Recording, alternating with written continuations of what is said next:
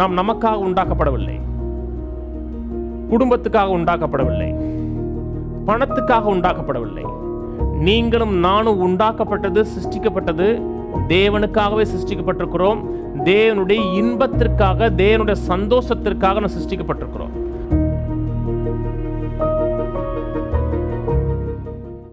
கொலோசியர் 1:15 வாசிக்கிறேன்.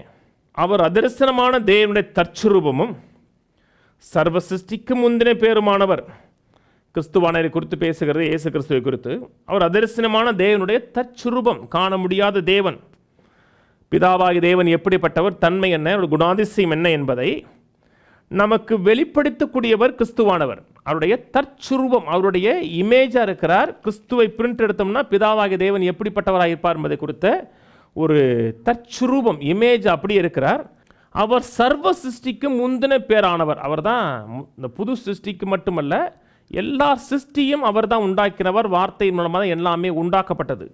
16, ஏனென்றால் அவருக்குள் சகலமும் சிருஷ்டிக்கப்பட்டது, பரலோகத்தில் உள்ளவைகளும் பூலோகத்தில் உள்ளவையுமாகிய காணப்படுகிறவைகளும் காணப்படாதவைகளுமான சகல வஸ்துக்களும், சிங்காசனங்கள் ஆனாலும் கர்த்தத்துவங்கள் ஆனாலும் துரைத்தனங்கள் ஆனாலும் அதிகாரங்கள் ஆனாலும் சகலமும் அவரை கொண்டும் அவருக்கென்றும் சிருஷ்டிக்கப்பட்டது. சிருஷ்டிக்கப்பட்ட அனைத்தும் அவருக்கென்றும் அவரை கொண்டு உண்டாக்கப்பட்டது. படைக்கப்பட்ட சிருஷ்டிக்கப்பட்ட அத்தனையுமே அவருக்காக படைக்கப்பட்டது, அவரை கொண்டு தேவன் படைத்தார்.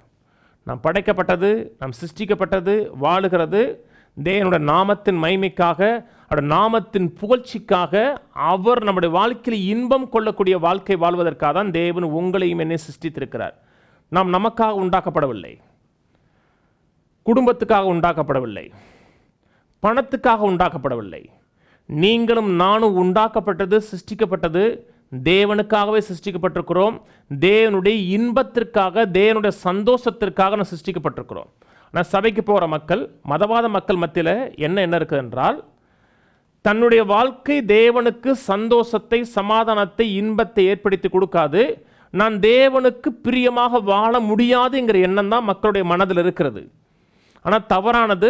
ஆவி, ஆத்மா, சரீரம் எல்லாமே தேவனுடைய இன்பத்துக்காக, தேவனுடைய பிரியத்துக்காக வாழும்படி தான் உருவாக்கப்பட்டிருக்கிறது என்றால், நிச்சயமாகவே நீங்களும் நானும் தேவனுடைய இன்பத்திற்காக, தேவனை பிரியப்படுத்தக்கூடிய ஒரு வாழ்க்கை வாழ முடியும்.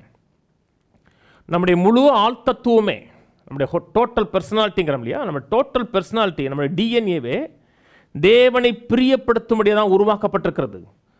நான் சொல்லுகிறது விசுவாசிக்கு மாத்திரமல்ல. அது விசுவாசியாக இருந்தாலும் சரி தான், அவிசுவாசியாக இருந்தாலும் சரி தான், அவர் யாராக இருந்தாலும் சரி தான், அவருடைய டிசைன் பண்ணப்பட்டது. அவருடைய டிஎன்ஏ என்ன சொல்லுகிறார் என்றால், தேவனை பிரியப்படுத்தி வாழக்கூடிய ஒரு வாழ்க்கை முறை வாழ்வதற்காக தான் அவர் உருவாக்கப்பட்டிருக்கிறார். அவருக்குள்ள அந்த வெற்றிடம் இருக்கிறது. தேவனை பிரியப்படுத்தணும், தேவனை மகிமைப்படுத்தணும், என் வாழ்க்கை தேவனை இந்த உலகத்தில் எடுத்து உயர்த்தி காமிக்கக்கூடிய வாழ்க்கையாக இருக்க வேண்டும் என்ற ஒரு வெற்றிடம் இருக்கிறது. அவரை பிரியப்படுத்தி வாழக்கூடியவன் தான் அவன். ஆனால் தேவனோடு அவனுக்கு அந்த உறவு இல்லாதனால, அவன் வடிவமைக்கப்பட்ட அந்த தெய்வீகமான வடிவமைப்பு அவனுக்கு என்ன என்று தெரியாதனால, அவன் தேவனை பிரியப்படுத்தி வாழ்வதற்கு பதிலாக மனுஷனை பிரியப்படுத்தி வாழ்கிறான். ஏன்? அவன் ஏதாவது ஒரு காலகட்டத்தில் யாராவது பிரியப்படுத்த நினைக்கிறான். அவனுடைய செயல்கள், அவனுடைய பேச்சுக்கள், அவனுடைய செயல்முறைகள் ஏதாவது ஒரு மனிதனை பிரியப்படுத்தி, நான் அவருக்கு பிரியமாக வாழ்கிறனா, இவருக்கு பிரியமாக வாழ்கிறனான்னு ஒரு ஏக்கத்தில் தான் வாழுகிறான். ஏன் வாழுகிறான் என்றால், அவன் அப்படித்தான் டிசைன் பண்ணப்பட்டிருக்கான், அப்படித்தான் வடிவமைக்கப்பட்டிருக்கிறான். தேவனை மகிமைப்படுத்தணும், தேவனுடைய இன்பத்துக்காக வாழணும், அவன் வாழ்க்கை தேவன் பிரியப்படணும். சில நல்ல காரியங்கள் சில செய்கிறாங்கன்னா சுற்றி பார்ப்பாங்க, 4 பேர் அவங்கள அப்ரிஷியேட் பண்ணுறாங்களா, நம்ம செய்கிறது அவங்களுக்கு பிடிக்குதா, இன்பமாக இருக்கா, அப்படி 4 பேர் பார்ப்பாங்க. அவங்கள பார்த்து 4 பேர் கைதட்டுறாங்க, அப்ரிஷியேட் பண்ணுறாங்க, சூப்பர் வெல்டன் சொல்லும் பொழுது அவங்களுக்கு ஒரு சந்தோஷம் ஏற்படுத்தி கொடுக்கறது. ஆனால் அது சந்தோஷத்தை என்றைக்குமே ஏற்படுத்தி கொடுக்காது. உங்களையும் மற்றவர்களையும் காயப்படுத்தக்கூடிய மக்களாக கொஞ்ச நாள் மாறுவீங்க. என்னை இவரை பிரியப்படுத்தணும், அவரை பிரியப்படுத்தணும், அவரை பிரியப்படுத்தினா இவரை பிரியப்படுத்த முடியாது, இவரை பிரியப்படுத்தினா அவரை பிரியப்படுத்த முடியாது. ஒரு மனுஷனை தலையில் தூக்கி வச்சு ஆடினோம்னா இன்னொரு மனிதனை கீழே தூக்கி போடணும்.